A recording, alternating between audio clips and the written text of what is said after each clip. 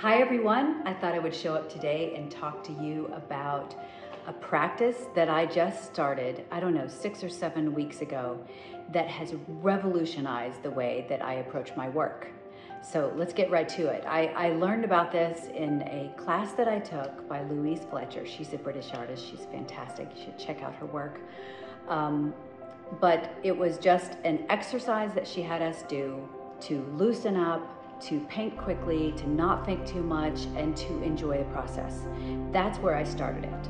Since then, I have taken this on and sort of used my own purposes towards it, tweaked a few things about it, and now I use it every morning that I come into my studio to work. This is what I do first. I just take a piece of paper and I will mask around the edges and then measure out at least 4 to 6 different equal size spaces. Then I will paint as quickly as possible.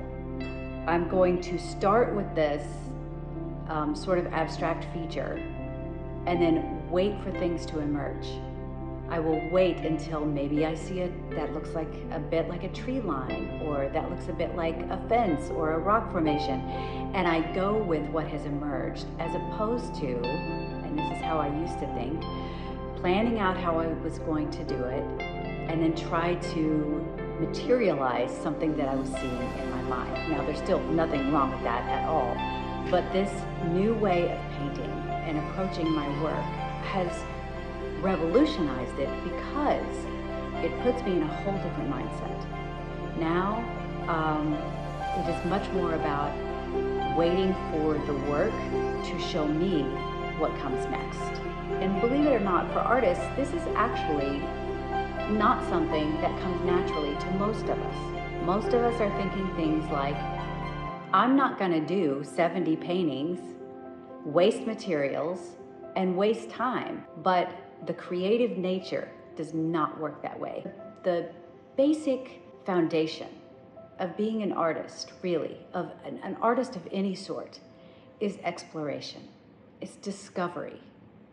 It is having the world show you something about itself, and then you interacting with it and bringing to it your own personality, your own belief system, your own way of seeing the world, and co-creating with that.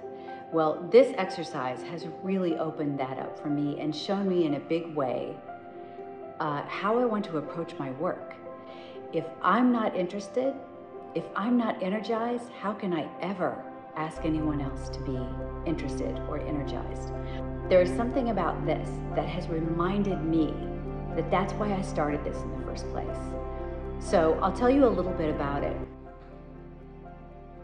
I do a bunch of small ones. These are like 4x5s. They're very small. And as you can see, they involve lots of different materials. I have paint, I have markers, I have some masking tape, as you can see right there. That is just a piece of tape that I used to separate the paintings on the original piece of paper. I like to put that in because it winds up disrupting the landscape in a way that pitches your mind back out of being literal and back into being creative and imaginative.